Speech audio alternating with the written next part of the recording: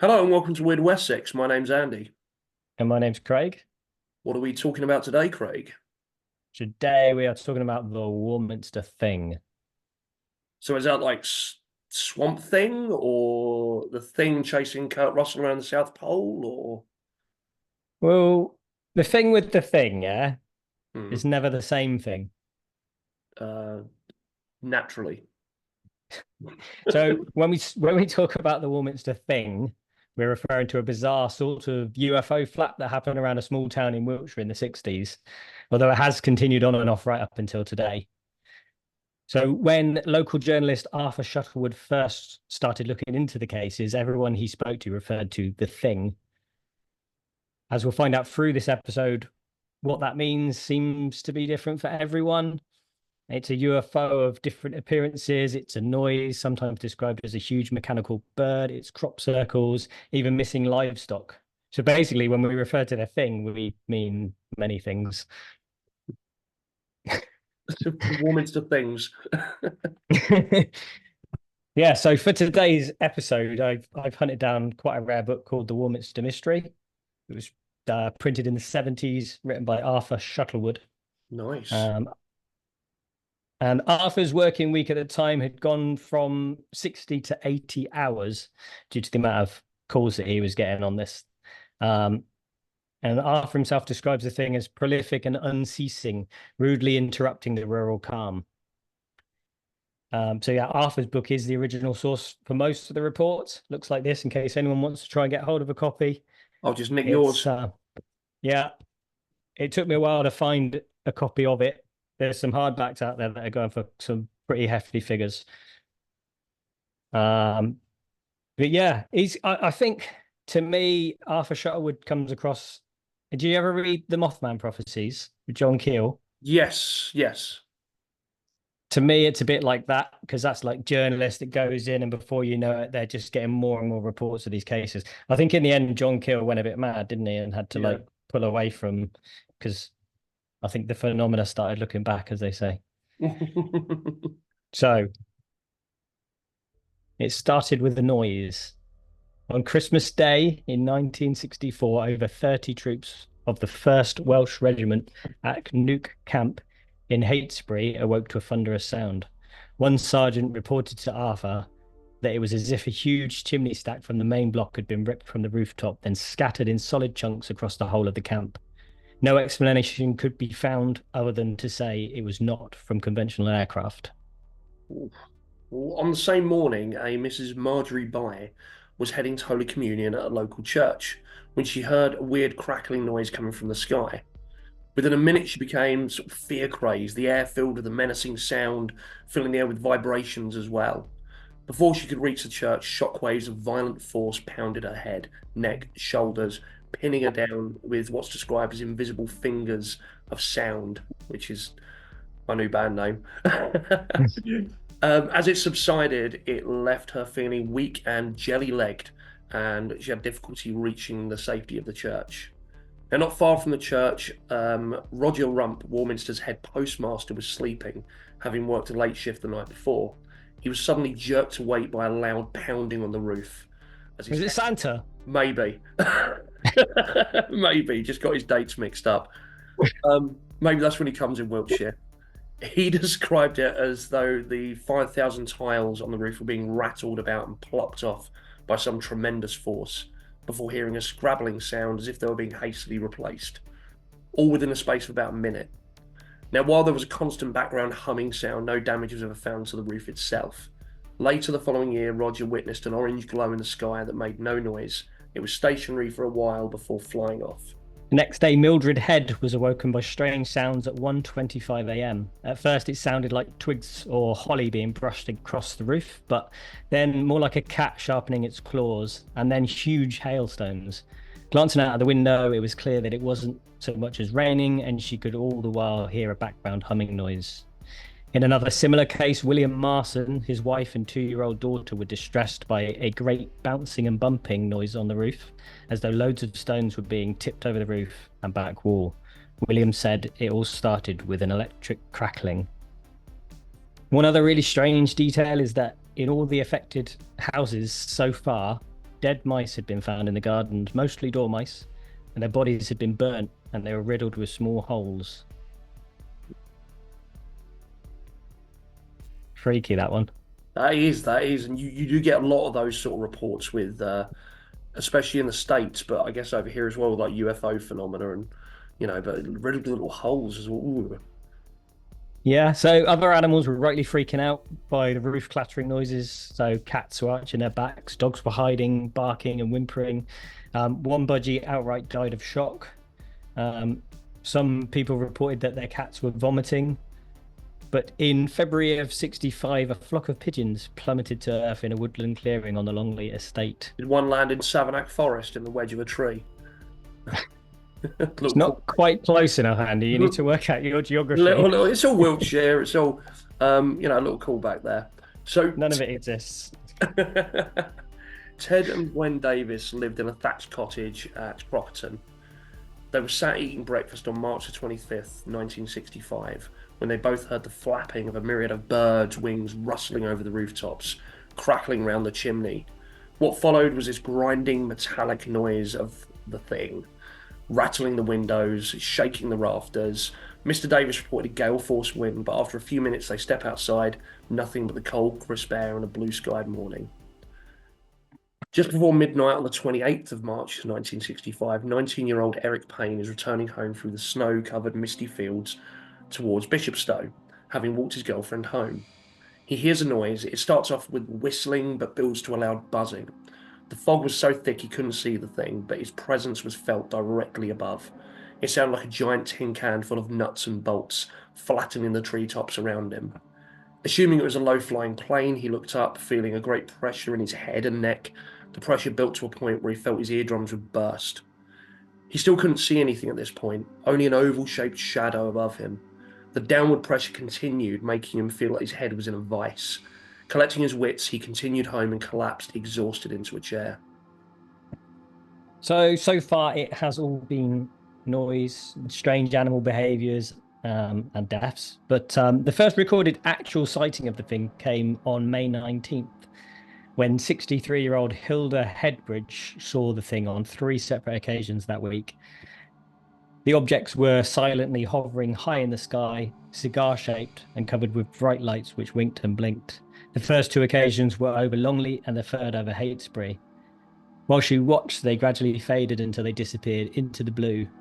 She later saw a similar object over Cop Heap, adjacent to the Warminster Downs. When asked by Arthur what she thought the thing was, she replied, "We're an inquisitive lot here on this earth, always trying to reach the moon and planets. These things are from somewhere in the heavens. Why should they not come down here and have a look at us for a change? I expect they're just as nosy as we are." I love her. She's got an awesome name, Hilda Headbridge. Wicked name. There's loads of good names in this one. But yeah, that's a very good way of looking at it. I like that. But yeah, people were wondering whether the thing was something to fear or welcome when 3 children, a boy and 2 girls, were playing by a stream late one evening. A gentle breeze whispered the hedges and trees along the bank, turning into a gusty gale that frightened the children. The thing swept them off their feet, holding the boy's neck in a vice-like grip. He was struggling for breath. One of the girls was thrown to the ground, pinning her forehead and upper limbs. The youngest of the children, a toddler, was sprawling down the bank towards the 4-foot-deep stream, while her siblings could only watch on, fearing their sister would drown. At this moment, the toddler was plucked from the edge of the bank by an unseen force, depositing her safely next to her brother on the path. The howling wind then subsided, and all was calm by the stream again. So on the evening of the 2nd of June in 1965, 12-year-old Nigel, the son of the Heytesbury vicar, was doing his homework. Glancing up out the window of the study, he noticed something, a glowing apparition. Shouting with excitement at seeing the thing that everyone had been seeing or feeling, he ran upstairs to grab his telescope. His shouts drew the attention of the rest of the household, his younger brother and sister along with his parents. They were all mesmerised by the bright object. Looking through the telescope, Nigel was able to sketch what he saw. A cigar-shaped object standing vertically with a dark ring at the lower end of the fiery object, which threw off sort of a halo of red-orange light. A little over 25 minutes on, and the object appeared to shorten in length, as in turning on its axis, and then it just vanished. Further witness accounts of this particular sighting of the thing came from 17 teenagers who were swimming and fishing at Lord Bath's Lake in Sheerwater, Crockerton. The haze of the thing in this case appeared to be directly overhead, with colours being described by some as orange or mauve, or others say it was an orangey red. They also confirmed that it hung in the air for about 20 minutes. Before vanishing, they described how it excluded a blue light laced with yellow. June the 19th, around 8:35 p.m. Kathleen Penton was opening an upstairs window when she witnessed what can only be described as a completely silent flying train with rounded ends, not flying forwards or backwards, but sideways. It had a porthole-type windows that were lit up the colour of yellow flames. As crazy as this sounded to Arthur, he had read of similar objects over Cheltenham and Weston-super-Mare. And another report by an elderly couple who had been sunbathing in their garden had also come in the same day. In fact, 6 other people had independently reported the same thing. August 10th, Rachel Atwill, the wife of a Royal Air Force pilot, was awoken at 3:45 a.m. to a grinding, drowning sound, which made the bed and floor shake. Looking out the window, she saw a bright object like a massive star between the bungalows opposite. The star itself didn't frighten Rachel, but the noise did, giving her the feeling of a tight band of steel around her forehead, pounding and hammering her eardrums. As the sound ceased, the craft vanished, leaving her feeling chilled to the core and trembling. She took herself back to bed after a drop of brandy and making a couple of hot water bottles. The next morning, she checked in with everyone on the estate to see who else had witnessed the event, but no one had. Well, shortly after this, at about 4:36, delivery driver Terry Pell, travelling to Warminster from Lincolnshire, he'd made the journey many times, but on this occasion, as he approached the bend at Colloway Clump, a ball of flaming crimson light, looking like a human eye, but at least 40 feet across, flew with bullet force from the hill on his left to over 50 yards in front of him, changing course suddenly to head directly at the truck, for a time appearing to be attached to the windscreen itself. The engine seized and Terry was able to pull the truck to a safe stop. The circular object attached itself, instantly flying skyward with a blinding flash. At this point, theories of extraterrestrials are coming up all over the world, with papers reporting daily on sightings and opinions as to what they might be. Arthur had so many reports he filled 8 notebooks already. One newspaper, the Western Daily Press, reported on a spiritualist who claimed to be in direct telepathic communication with the leader of this craft. She claimed that they were the descendants of the lost tribes of Israel. They continued that Warminster was the only town of size and significance between Stonehenge and Glastonbury. Both also had a lot of sightings, as had further points in the same line in France. The media was confident these sightings heralded the second coming of Christ, as the Holy Grail was reputed to be buried just a few miles north of Glastonbury, and the craft were flying between there and Stonehenge, a place she called the Holy Circle. Our first theory. Do you reckon? Did it herald the second coming of Christ? I don't know. He's taking his time about announcing himself, if so. But you get a lot of that, sort of the lost tribes of Israel as well. I mean, that's sort of the basis for the Mormon faith, isn't it? Or some of it. But yeah, it's you get that sort of thing popping up. And there was that chap on in the States on Louis Theroux's thing that sort of went into a trance and spoke directly to several different types of aliens, who was a spiritualist. I don't know if you saw that one. It rings a bell. We might have to do a watch through on here. It's a great one. It's interesting. The 17th of August was the day when things really started to escalate. Around 40 houses were rocked that night by a huge blast, causing floors and ceilings to bulge. One guy, Walter Curtis, had said he thought the roof was going to be torn from the house as the house shook like a ship in a storm at sea. His neighbour, waking from the explosion and assuming a gas main had blown, looked out of the window over the Roman fort of Battlesbury to see a monstrous orange flame, shaped a bit like a light bulb, hanging over the fort. The light fizzed out like a snuffed candle, leaving a great ball mushroom shaped of smoke with a yellow core, 150 feet tall and 50 foot wide, that travelled towards the estate, crackling and hissing anything that it touched. Rumours spread of tangled bits of white brittle metal being found at Battlesbury, but none can be confirmed. A week later, the thing appeared again. Peter Scott and his wife Gillian spotted the thing from the window of their flat, travelling quite slowly, high up south to north. and made of what appeared to be egg-shaped and made of polished aluminium. On the 20th of August, brothers Bobby and Dennis Hawkes are in Chapmanside. Dennis had been teasing his younger brother, Bobby, who had claimed to see the thing on a previous occasion, which he described as a big jungle cat's yellow eyes tearing down from the darkness. Beautifully put. But on this particular night, Dennis saw them too, described as two bright, twinkling, moving specks of light high up in the sky that came quickly flashing down upon them before blacking out just above their heads. They kept the same distance apart the whole time, reminding them of car headlights, starting white in colour before turning gold with flecks of red. On the same night, Robert Payne had picked his girlfriend Wendy up on his scooter from Dilton Marsh to go for a night out in Warminster. Unfortunately, Robert's scooter broke down at Colloway Clump, and while he's tinkering around with it, trying to get it started, he hears a gasp from Wendy and feels her nails dig into his wrist. She cries, "Look over there," pointing at the ridge. "Oh, Bob, hold me tight, I'm scared." What they saw was two large spheres of silver light, moving separately but in tandem. Golden in colour with fiery entrails of blue and green, flying so high almost to disappear from sight before plunging back down at breathtaking speed, changing direction from vertical to horizontal as they hit treetops. As they approached the couple, they began to revolve around each other before vanishing once more. Afterwards, Robert described the lights as being the spitting image of human eyes, but lit up. He returns his attention to the scooter only to find nothing wrong with it, and glancing at his watch, he notices that time had frozen on it. More than a dozen further cases reported that night, all confirming the description of human-like eyes in the sky. That's creepy. Yeah, man. Human eyes in the sky. Yeah, just eye. Yeah, there is something about eyes, you know. But if you tie that into the idea of the second coming of Christ, you'd start to think that like God's watching down or something, right? I mean, could be it. 'Cause there's a lot of creepypastas like that.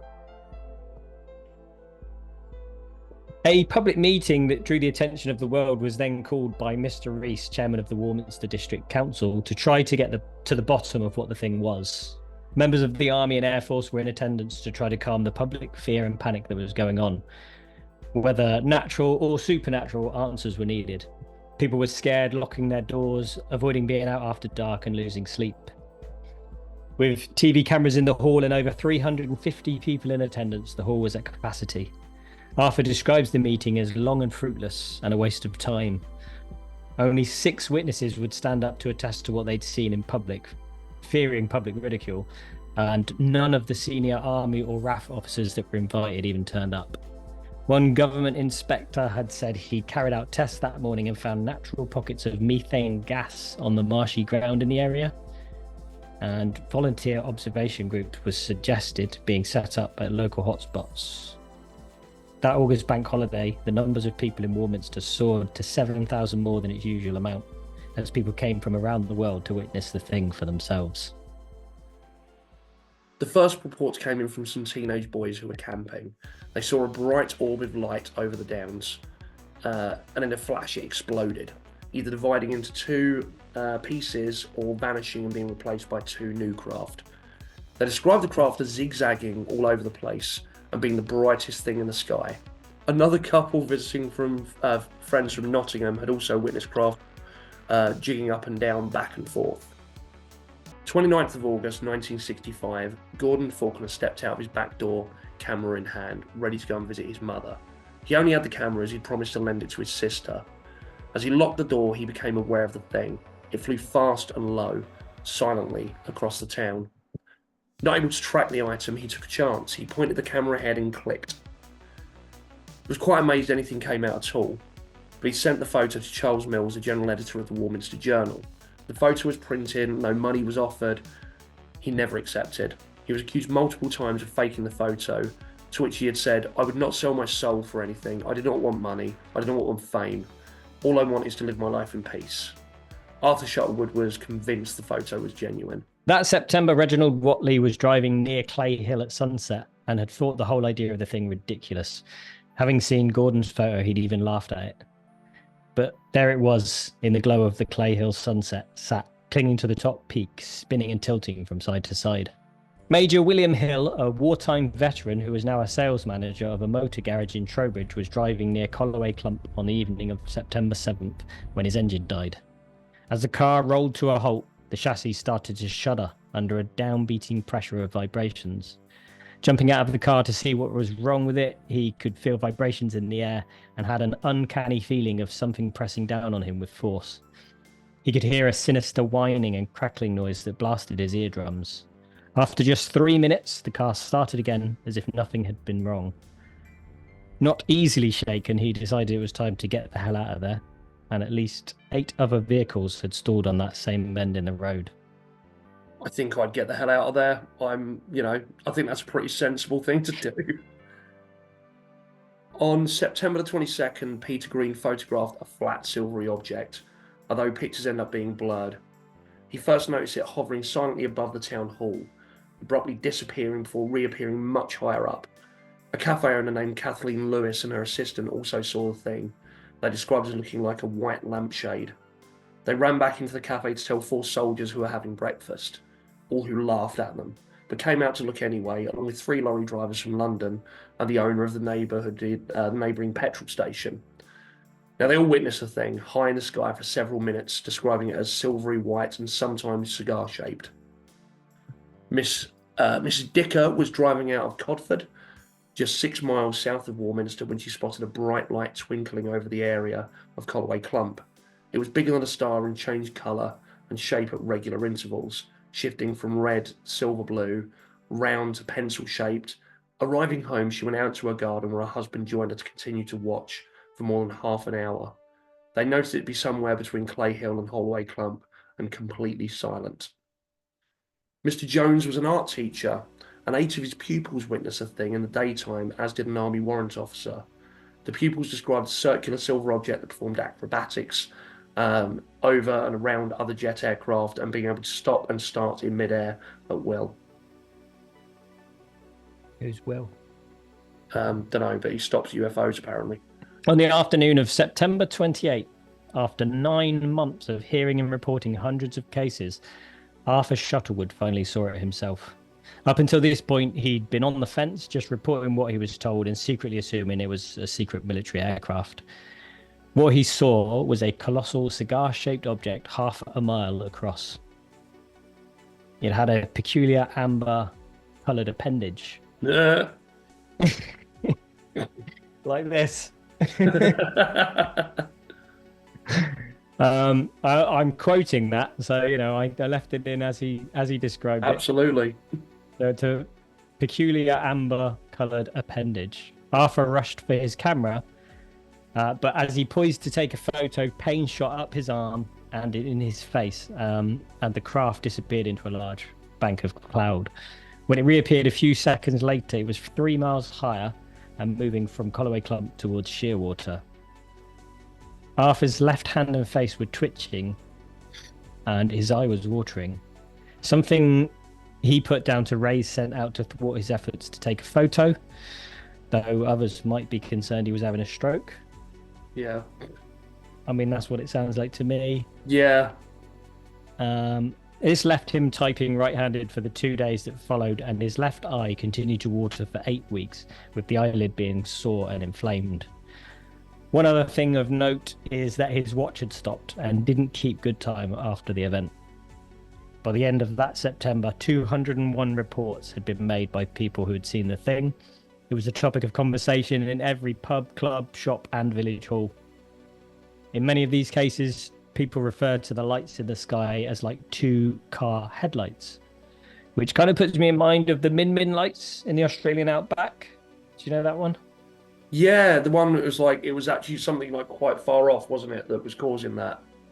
Yeah, well, I think depends on obviously your opinion, but I think they did some tests and said it was a highway that was about 300 kilometers away. Yeah, because I mean, it's to do with like the air pressure and sort of like temperature, isn't it? That's yeah, the cold desert air was basically refracting the light from the headlights of the cars and vehicles, and yeah, caused what they called the Min lights.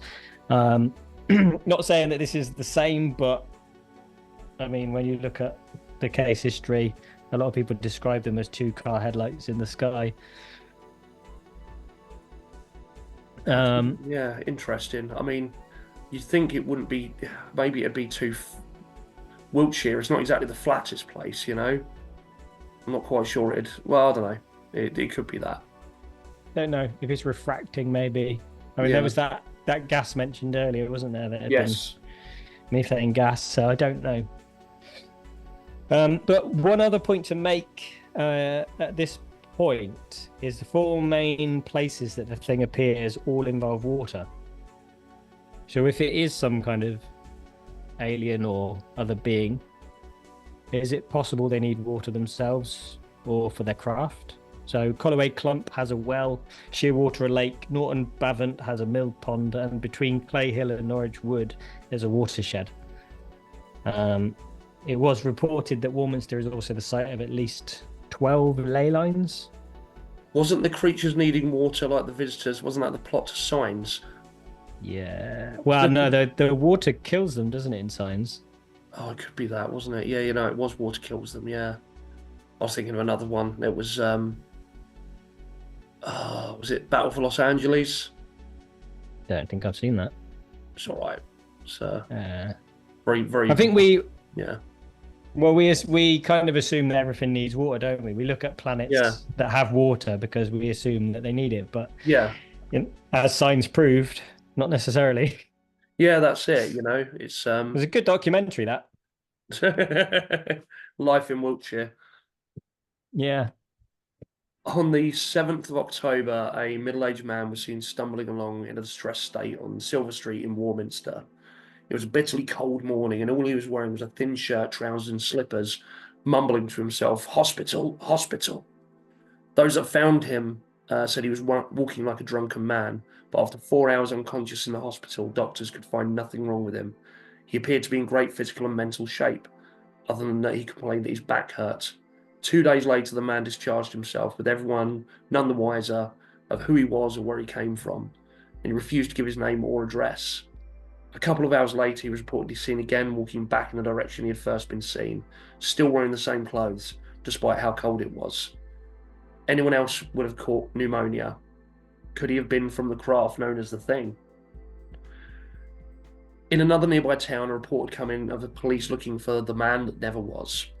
A man named Ray Viner had been driving along and passed a man in the middle of the road. As he passed, the man appeared to have slipped and fell under the vehicle, with a double thump, as if the back wheels had passed over him. In a panic, Ray stopped and saw the man disappear in some trees. However, when Ray followed, he couldn't find any trace of the man.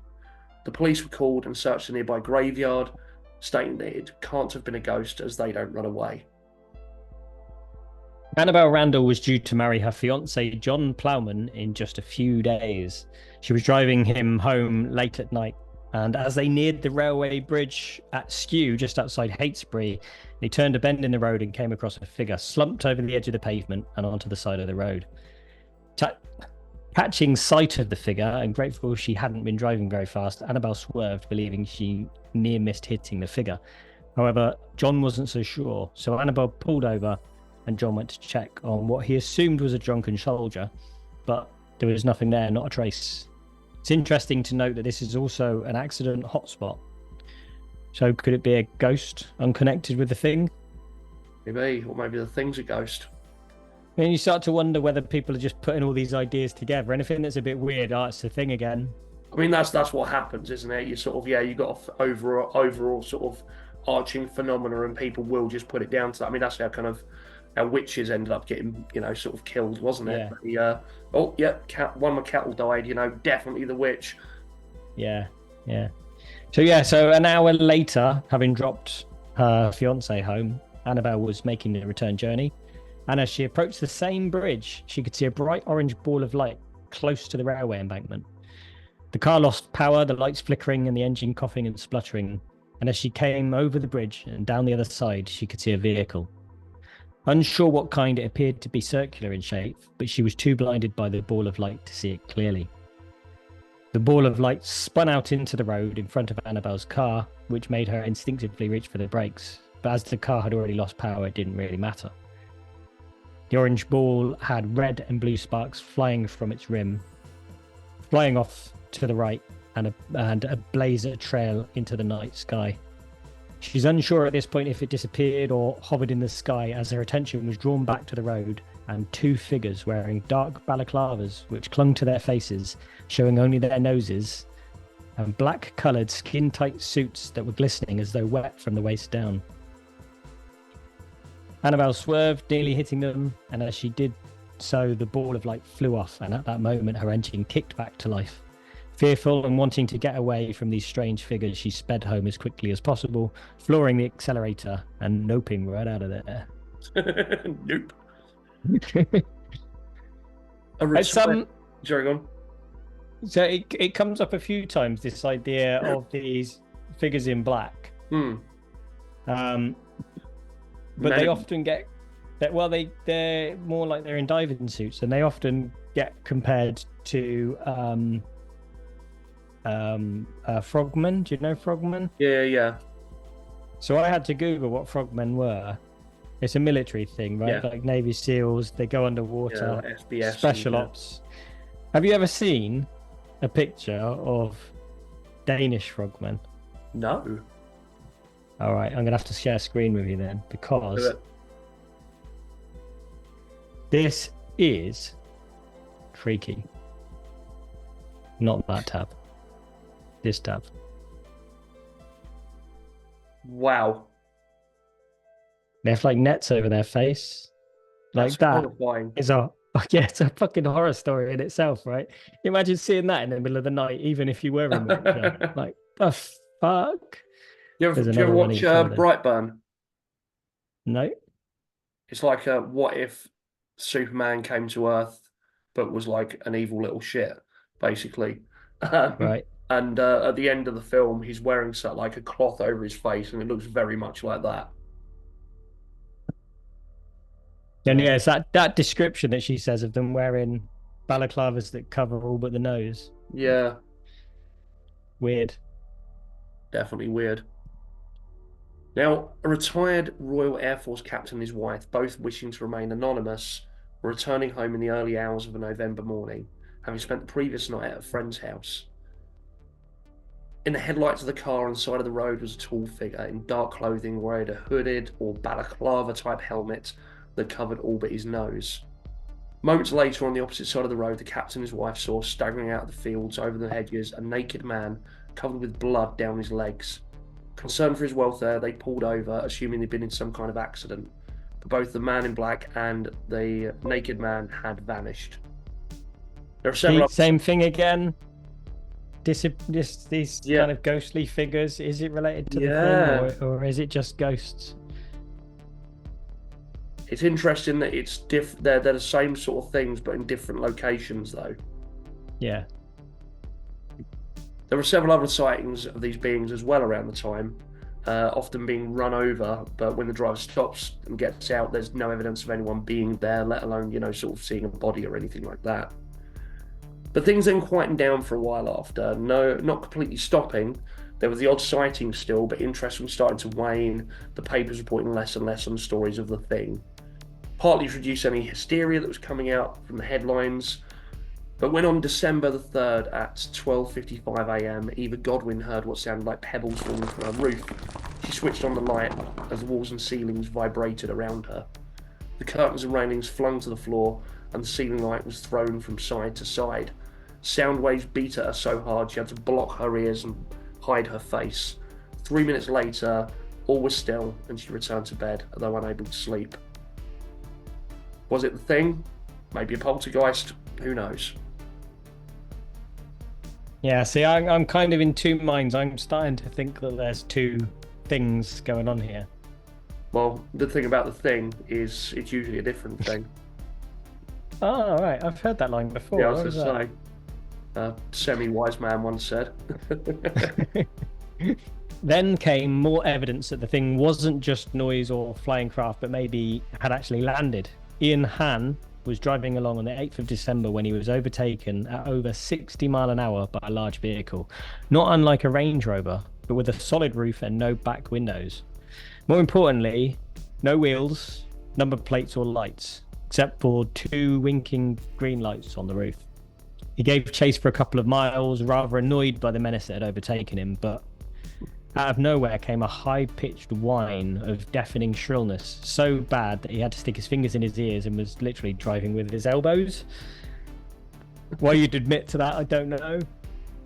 I'm just loving that, like, this guy's like had this like alien vehicle come past him, and like, you know, he just like the first thing that comes to mind is road rage. You know, just chasing this guy. So yeah, out of nowhere, the strange vehicle stopped. It was enveloped by yellow smoke and then completely disappeared, smoke and all. Didn't even get a license plate. January of 66, the thing had stopped making noise and had only appeared in multiple forms: an amber ball, a flying heart, a golden triangle, a chain of whitish puffballs. It had also turned to another phenomenon mentioned on the last episode: reeds and grasses being flattened in a clockwise fashion at around 30 feet in diameter. I've heard of that before. Yeah. Someone did a good episode on crop circles recently. Yeah, we did one as well. Oh, yeah. But more sightings also continued of beings dressed in black, often described as looking like the Frogmen that we mentioned before. Wide-eyed with no mouths and only noses visible. Yeah. Early February was a little ominous in its unnatural calm. Had the thing finally gone? Oop. The silent sightings continued with up to thousands of sightings to date by April 66. The 1st of April 1966 started like any other day for Councilman Charles Hudd. He found himself bright and early in his work car park with 4 other unnamed individuals when a huge silent silvery cigar-shaped sailed above them and over the downs in front of them. It stretched its shape out into what is described as a long poker of white-hot fire before bursting into glaring flash of light. The watcher expected an explosion, but none came. From within what is now 2 split halves of the cigar shape came 6 small blobs of red, twirling and spinning downward. They stopped for a second, changing colour from red to silver, before racing out of sight towards the horizon. 3 days later, on the 4th of April 1966, a similar report over the village of Norton Bavant by a senior official at the Bank of England who was driving through Warminster to Bath. He stopped his car in disbelief. The cigar-shaped object travelling with 6 orange balls of light trailing behind this time. Having unloaded its passengers, the cigar craft headed south, leaving the balls of light which changed colour to silver before scattering in all directions, 3 towards a nearby hill called Cradle Hill. A few days later after that, on the 7th of April, Lieutenants R.J. Ashwood and P. Davis of the 1st Battalion of the Wiltshire Regiment were leaving the officers' mess at 2:30 a.m.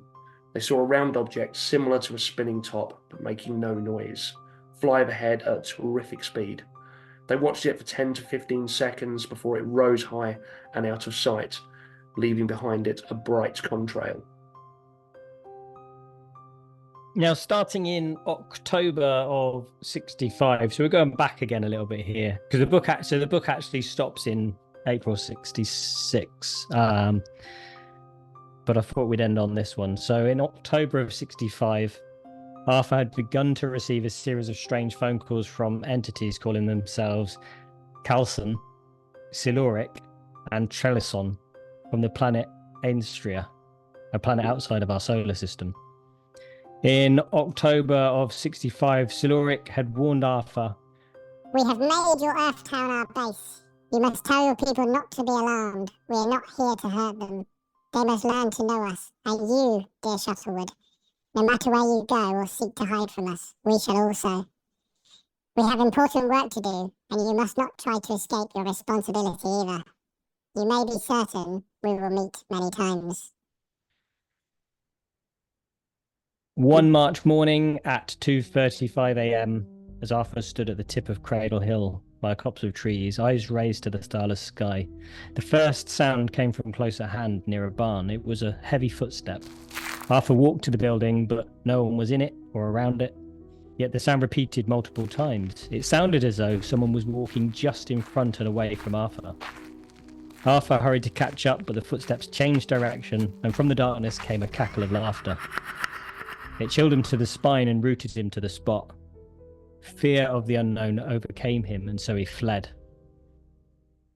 And then Arthur writes, "This book must draw to a close. The thing continues to come, and I have plans to write a second book. I have given you the facts. It is up to you to interpret them as you like." And that concludes the story of the Warminster Mystery. Woo! I think we're going to have to try and get hold of the second book and maybe do a part 2 if people like this. Yeah, it's weird, isn't it? Yeah, I mean, the sightings didn't stop there, did they? Like, it has been sort of a semi-continuous thing in the area to fairly recently, I think. Yeah, I mean the next book I think goes from about 10 years on. Okay. So it's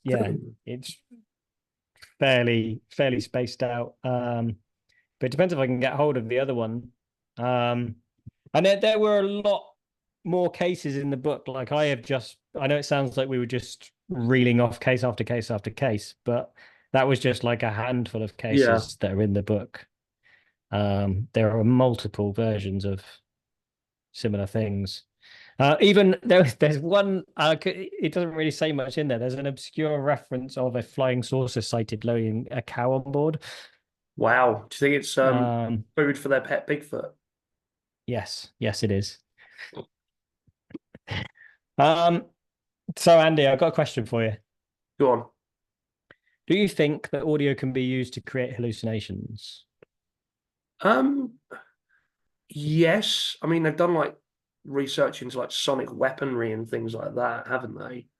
Yeah, I mean, there's the controversial recorded case of perceived attacks on people using sound in Cuba, when the US government believed its employees at the embassy were attacked with sounds.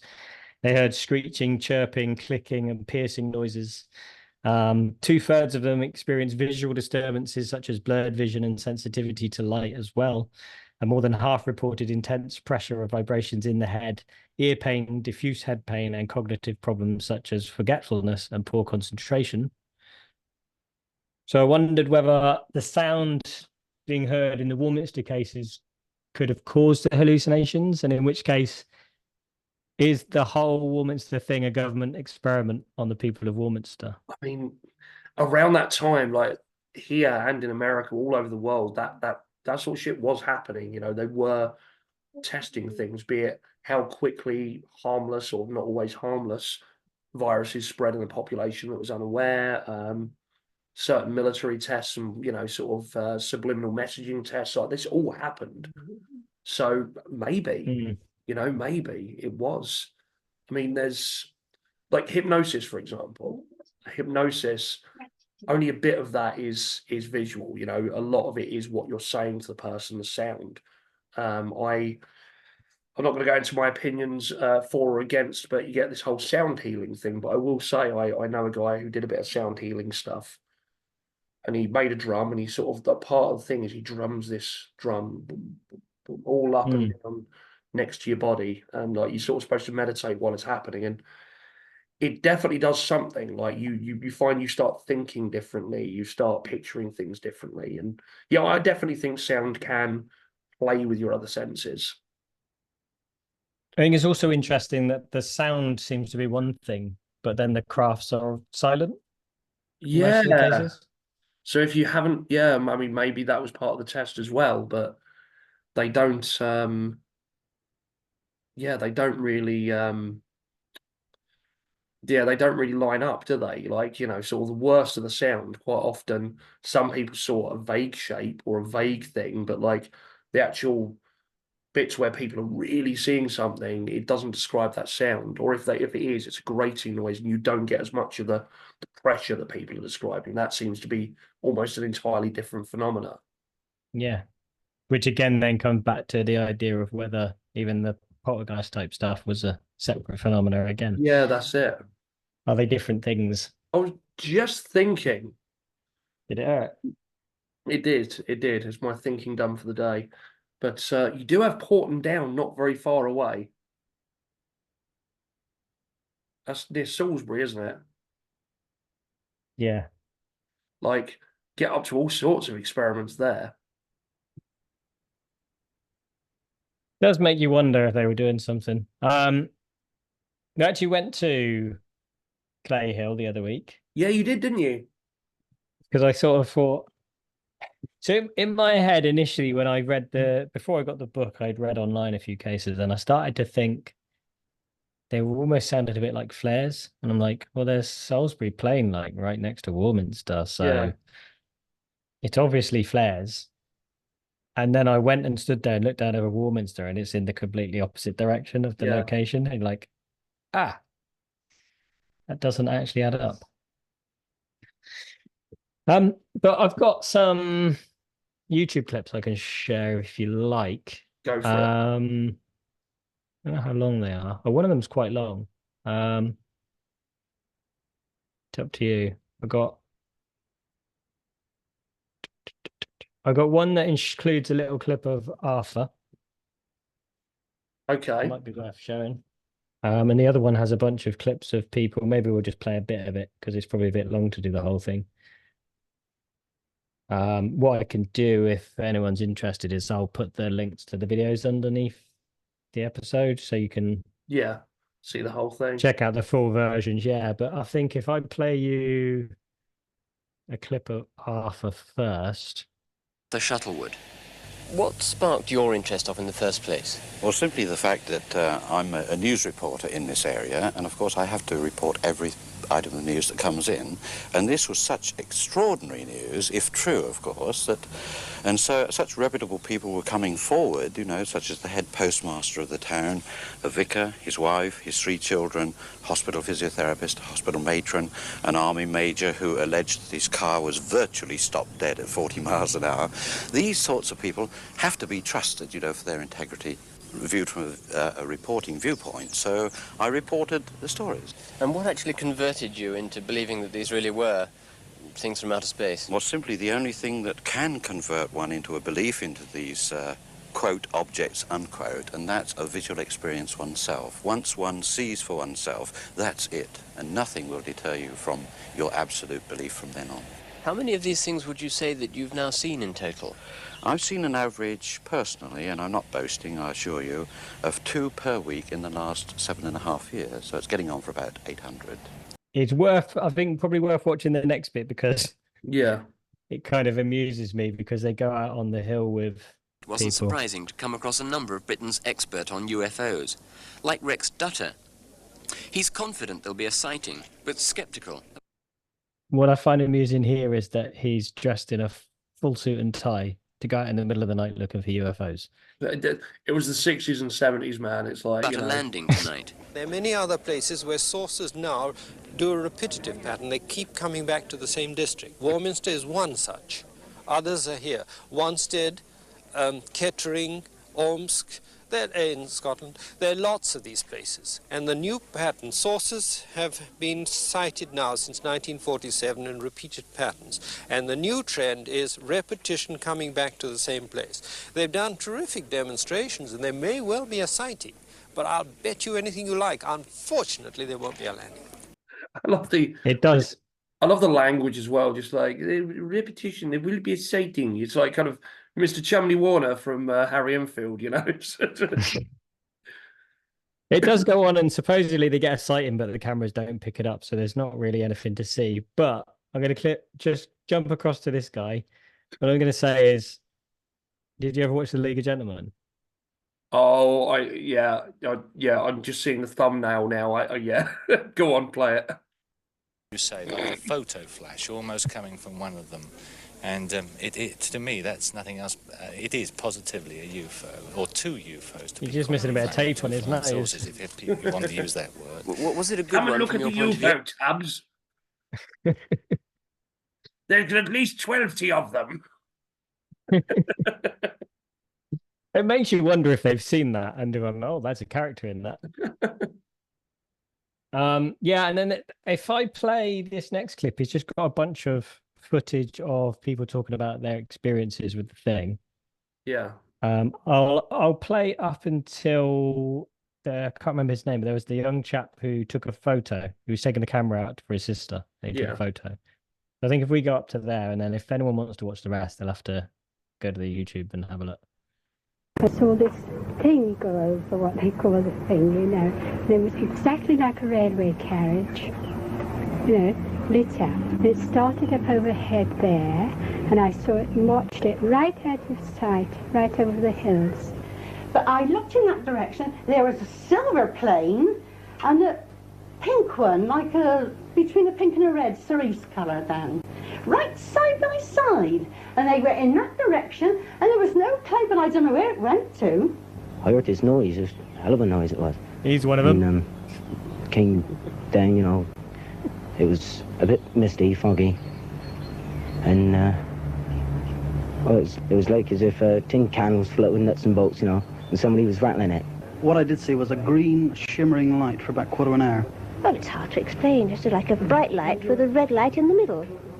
Like cigar-shaped, glowing at each end.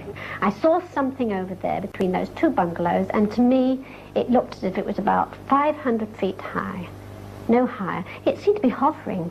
It resembled something like a comet, but comets are white, so this one was orange, oval colour, so it certainly wasn't a comet. And what did it look like? Like a saucer. Yes. And were there any lights or anything around? No, it was just a white object of this stuff. We were busy in here, but we had to come back in. But the three soldiers that were there with us, they also saw it. And they described it more or less like a lampshade. I had a camera with me. I was taking it down to my sister who wanted to borrow it. And, well, as I say, I just had the camera with me. You know, pure luck, I just undid it and took a picture. The object was staying still all this time, was it, or was it moving? No, it was moving. But moving slowly? It was moving fairly fast. I wouldn't like to say how fast, but I couldn't say how fast. Now, some people have said that when they try to take a picture of one of these things, there's been some mysterious force or radiation that stopped the camera from working. Did you find this? It didn't stop my camera from working. Have you had people say that this picture is a fake? Of course I have, yes. I mean... What do you say to them when they say that? They're entitled to their own opinion. I know it's not a fake. And it doesn't really bother me what other people think. Yeah, well, I'll leave the clips there because it goes on for another 6 minutes. But the thing is, Andy, right? So the thing with the thing is, it's never the same thing. Don't know if you've heard that before. Once or twice. Yeah, I think the things might be different things. The thing about that. Yeah. But do you believe any of it? They all seem fairly like normal people, don't they? There's no one that feels like they're a bit out there. Yeah, I think there was something. You know, I think there's something. Yeah. I don't know about the UFO reports. You know, those can get quite sensationalized. Things can get mistaken, but you know, especially the early reports of this force. And I mean, there are things, you know, natural things. I'm just gonna embrace the use of the word thing now. Like, you know, be it ball lightning, like atmospheric pressure changes, you know, that can potentially explain some of it. Like you got the what's the one in the ocean, the bloop. Yeah. You know, like just weird like tectonic things that can happen. I thought that was Cthulhu. It probably is, yes. But we haven't done an episode on that yet. Yeah, I mean, it's difficult when you get multiple people seeing the same thing. Yeah. Although some of them describe them differently. But when you get to the fact that there are thousands of sightings, I don't know. Yeah, it's a difficult one, isn't it? I mean, mass hysteria, or just not even hysteria, people like joining in. Sometimes I'm not even saying that there's nothing they're seeing. Maybe they are seeing something, but they just, as you said earlier, immediately, like, oh yeah, that's the thing. Yeah, I mean, some of the houses rattling and stuff, you could say maybe there's some kind of earth tremor, like earthquake. Yeah, it does happen. Or it is a jet going over, and you know, I mean, I don't know if you've ever had like jets go near supersonic over your house before, but like stuff rattles, you know, and it might be a case that the rattling kind of was overtaking the sound of the jet, if that makes sense. So, you know, that was what they're focusing on. But again, I wasn't there, or, you know, Were you not? I wasn't actually. I lied earlier when I said I was. Thing with Andy is he's lying about the thing. That's it. But Hmm. I reckon you're the thing. You are in Wiltshire. Yep. I am the thing. So, Yeah, I mean, it depends. If people are interested, I can get hold of the second book and we can look at some more cases. yeah, I'm sort of intrigued, but it does seem like Arthur there is going down a bit of a rabbit hole. As you say, very Mothman kind of, yeah, John, what's his name? It's, you know, just on the surface, and again, I haven't read the book, but just from what I've seen, like in the research for this, and from what you've told me, he kind of took something that was maybe going on, but now has run further with it. And, you know, I don't particularly believe that he's being contacted by aliens, but, you know, again, wasn't there. To be fair to him, he does say that the phone calls were probably a hoax. Okay, fair enough, fair enough. Yeah. Obviously, I left it in for the sensationalism and the ending. The invisible being is a strange one where he hears footsteps and laughing. Yes. But to be fair to him, he puts the phone call goes on multiple times and for a lot longer than that. I've just put a small section of it, but he does say that it's potentially a hoax. That was you, wasn't it? In the 60s. Yeah. I was born in the 80s. You look good for your age. You're actually, you know, granddaddy Craig. But yeah, that's me. And me. Not too early.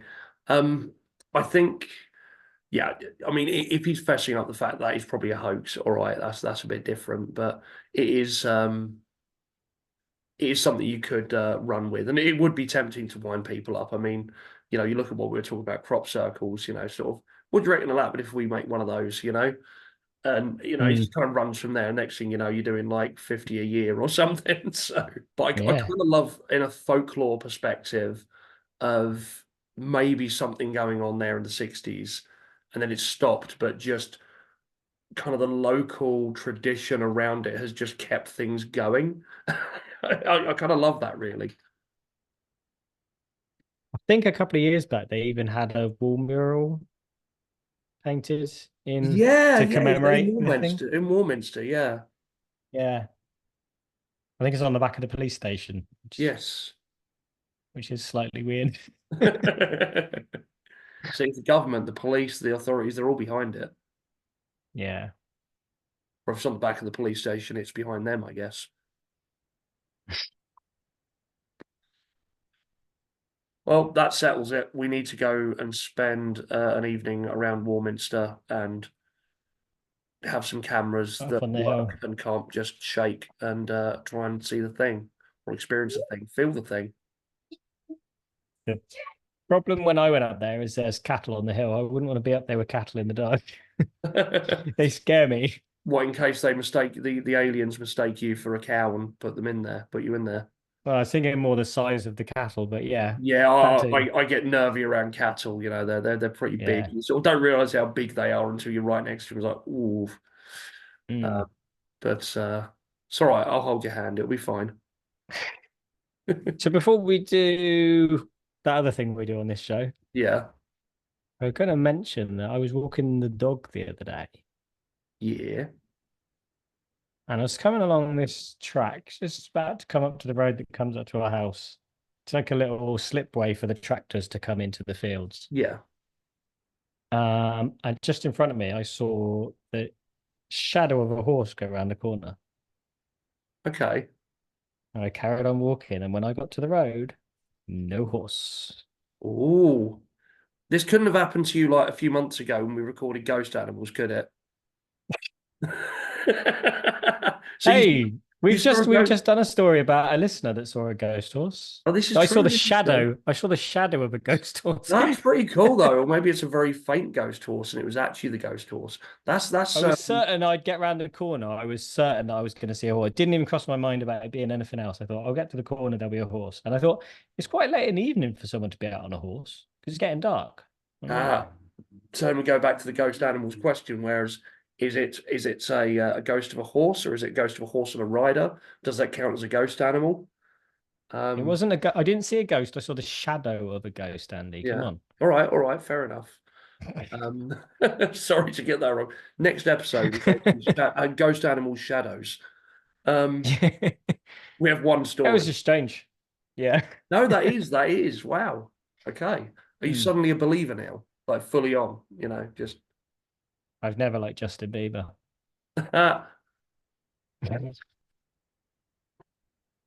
Oh, have you got any weird news? I'm gonna get you a post that says "I want to believe."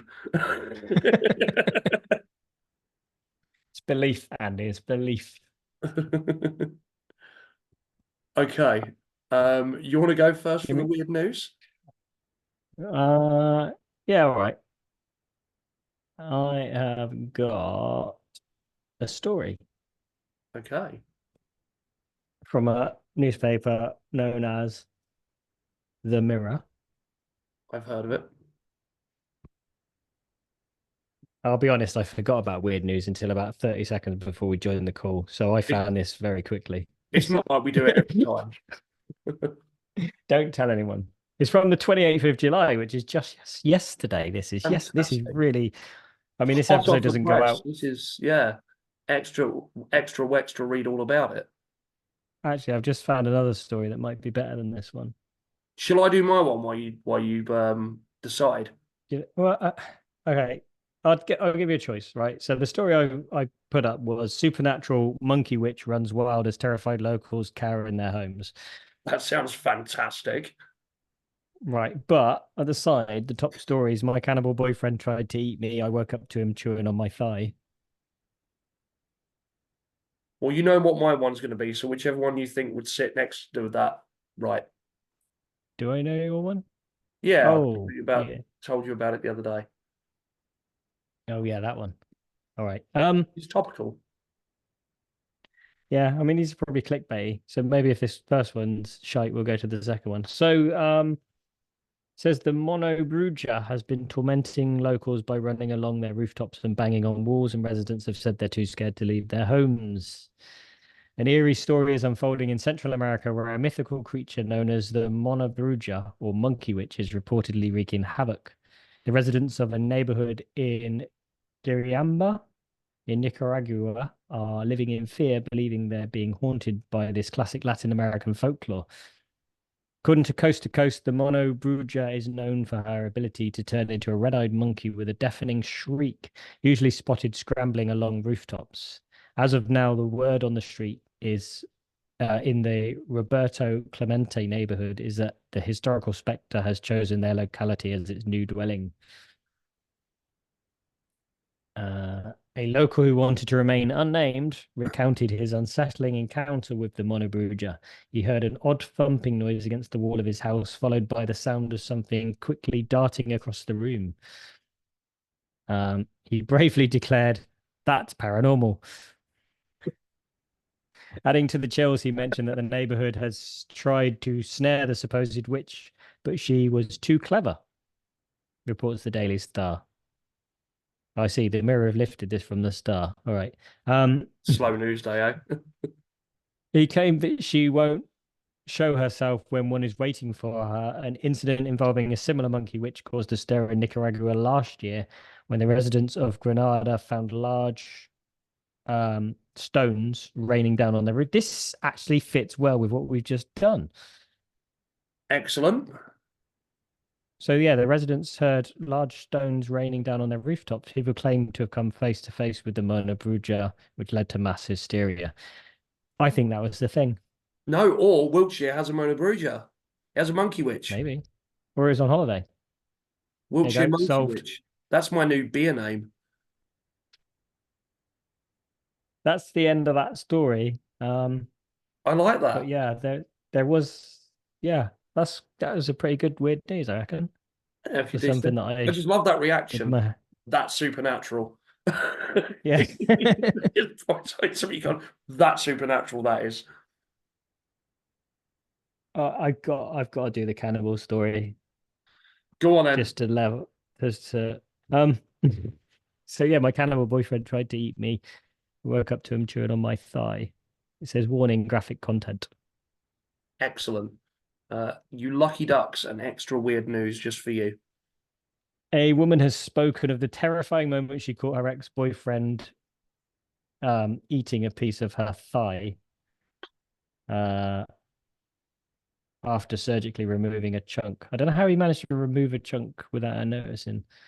The woman says she was just 18 when she met her ex-boyfriend. It's good that he's ex, I guess. Yeah. Who was Does seem 22 at the dumping time. material, it's something you dump someone over. I wonder how long she left it before she dumped him. So the pair spent every single day together during their 6-year relationship, with the woman confessing everything seemed completely normal and she saw no red flags. However, one night she believes her now ex spiked her drink. Oh, there you go. That's how he did it. When they were sitting in bed watching television, she claims she started feeling a bit woozy, so rolled over and went to sleep, waking up in the shocking sight of her partner chewing on her leg. Speaking on the Other People's Lives podcast, she said that night it was pretty much the same as every other night. We were sitting in bed watching a TV show and I was drinking a Pepsi and I guess he had spiked it. He had roofied me. After about half an hour, I started to feel pretty woozy and tired, but I don't think anything of it. I was like, oh, I'm getting tired. So I rolled over and went back to bed. And then I guess between 11 p.m. and 1:30 a.m. is when he had done it. While I was passed out, he put a black garbage bag beneath my leg, then put a towel on top of that. So it was a bed, garbage bag, towel, my leg. And he had gotten those razor blades, and I guess he cut a 3-by-6-inch, give or take, piece off the top of my right thigh. But he did it carefully, kind of like a body modification. It was mainly just the top layer, like the epidermis or whatever. So not to go off topic, but then the next thing in the article says, read more, Bigfoot accidentally captured in Nature Doc. We'll save it. We'll save that one. Save that one. Yeah. So the woman believes the man had paper towels and would dab each little segment of her leg after he cut so they wouldn't bleed excessively. She says she realized afterwards her leg was covered in scar tissue and a bit of blood. However, she noticed her ex was eating part of the leg. She continued, he sat next to me on the edge of the bed and he was just trying to chew through it, I guess. He sat with a piece of skin in his hand and was just sitting there chewing it and watching me sleep. I think that's even more creepy. Yeah, like actually, it's like going to the abattoir where the cow's like, sort of been killed and just like, standing there and eat it. Like literally, yeah, it's more creepy just watching your victim while you eat it. That's some Hannibal Lecter shit right there. She says she didn't fully comprehend what had happened until her ex had left the house. She felt unable to speak to him about what he was doing at the time because she felt terrified. After he left, she contacted the police, who came and examined her leg. He was arrested a short while later, still with a piece of her leg it says in her pocket, but I'm assuming it means his pocket. The woman was taken to hospital where toxicology results found the only drug she had in her system was from Rohypnol. She says her ex was given a 5-year prison sentence, which entitles him to parole soon. Aren't we all lucky? Wow. Yeah. Oh. Well, after that one, yeah, you got anything light to end? Yeah. So it's topical. This is from a few days ago. Now, I initially found this on the Daily Mail, but I decided to find another place. Stop reading it. I know. Well, I found another site that it was on because I wanted to show that I don't just get stories from the Daily Mail. So this is from Wion News, or Wion, W-I-O-N, which is I think it's an English language Indian-run news agency. After God, Americans are now thanking UFOs for saving Trump's life in assassination attempt. So kind of topical. United States talk about. We recorded on the day that happened, didn't we? Yeah, we did. We did. Which episode did we do? That was Crop Circles. Yep. So the episode before this. Yep. We mentioned the day it happened. Happened, yeah. Wow. So this is a follow-on. We're hot off the presses here. United States former President Donald Trump is now safe and sound after the assassination attempt, and the shooter has died long back, but the conspiracy theories don't seem to die anytime soon. After claiming that some holy spirit descended on the national flag of the country, which had twisted minutes before the attack, theorists have now taken to discussion to further the idea that some UFO or alien appeared just before the shooting and saved Trump's life. Because, yeah, before there was, and maybe I should have brought that up, but there was a tangled flag which then unfurled, like just close to the end. They took that as a sign of the Holy Spirit being present. New footage has gone viral in which a flying disc has been spotted behind the flag, which many claim was an unidentified flying object that made its appearance minutes before Trump was shot at stage in the Pennsylvania rally on July the 13th. It does have a video. I could get it up, but I'll read on for a moment. In the viral video, a disc-like object is seen soaring in the sky behind the American flag just before the bullets were fired. UFOs have now been proclaimed guardian angels by some social media users. A logical explanation: the disc spotted were drones surveilling the area. However, some reports claim there were no Secret Service drones flying at the time. I'm not supposed to be here. I'm supposed to be dead. Sorry, I'm not supposed to be here. I'm supposed to be dead. I'm not going to do the Trump impression. By luck or by God, many people are saying it's by God. I'm still here, Trump had said while speaking. No. This is clickbaity. It's just throwing up audio for me. I don't know if you got that. I heard something. Right, hang on. I'm gonna have to mute myself here. Probably best. We lost Andy. All right, and mate. There I am. I'm back. Some have also claimed that they spotted a mysterious object briefly before and after the first shot on Trump. UFOs are always at Trump's rallies protecting him, said a user on X. Meanwhile, other users are not convinced that the objects are alien and called the claims God expletive funny. And that's what it says here. Speaking to the Daily Star, it always comes back to the Star. The UFO filmmaker Mark Christopher Lee said, "It sounds a bit out there, but I do believe this is an attempt may have been due to the fact that if elected president again, Trump would release the full truth about UFOs. Lee said the US government has been hiding these facts since the insiders believed that the people of the country would not be able to handle it. So there is a video. I can get the video up real quick. Right, let us share screen. Oh,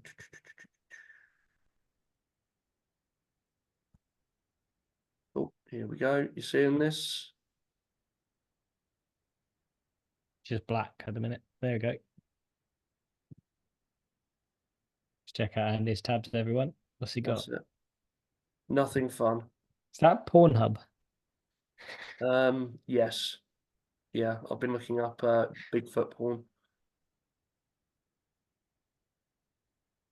So I don't know if you, yeah, just there. I mean, that's pretty vague. It could also be a plane. It's pretty blurry. Yeah, I reckon it's plain. Let's have a look at this one.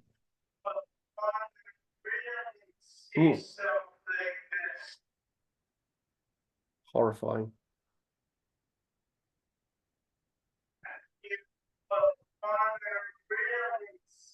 There we go.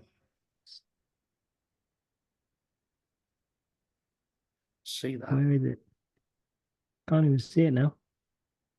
It's coming. It's coming, I imagine. No, you can't even see it. There it is. Oh, there it is. Yeah. Go back there. There we go. So, yeah. That's quite fast for a drone. It is pretty fast. It's like jet fast. Don't know. Quite weird. Pretty weird, but I don't think necessarily a UFO.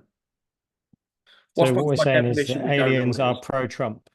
That's it. I mean, you know, sort of, he may have lost the, you know, sort of the Latin American, the, you know, sort of the African American vote more so now. Harris is running, but he hasn't lost the alien vote. So he's going for president of the universe now. Is that? I mean, I think in his head that's what he's going for. Yes, but interestingly enough, just to add on to the end of that weird news story, one of the predictions I believe that we were reading out from the beginning of the year when we were doing a weird news a little while back, an extra one. was a prophet, supposed prophet, saying that this year, was it Baba Yaga or was it someone else? Might have been a Sparrowmancer. I don't know. Might have We've been done too many. Might have been the Asparamancer. I love that. But yeah, someone did prophesize that the US would have its first female president this year, and we're sort of saying, well, unless Biden dies in office and she's briefly president, like Kamala Harris, how's that going to happen? Or he steps down. But yeah, he's stepping down. She's running for it, and the polls have closed. Donald Trump lead has very much been, sort of she's closing in on him. So maybe that prophecy will come true. Maybe so. So that's the politics section of Wyrd Wessex. Tune in September, last I think, is the election. It's November, isn't it? November, yeah. But the last episode, you also made some chilling predictions about the Euros. Yes, actually, yeah. And it turns out I can't remember the chap that was predicting they'd lose in the final was right, and the meerkats were wrong. Yes. So don't trust meerkats. That's what we're saying. That's it.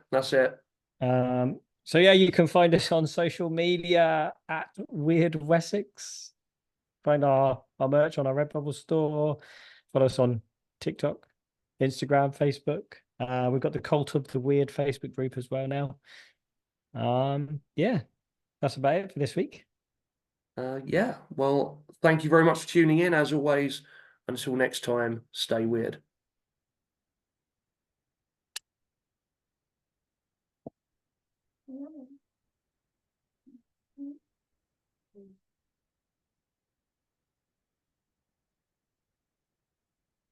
And him.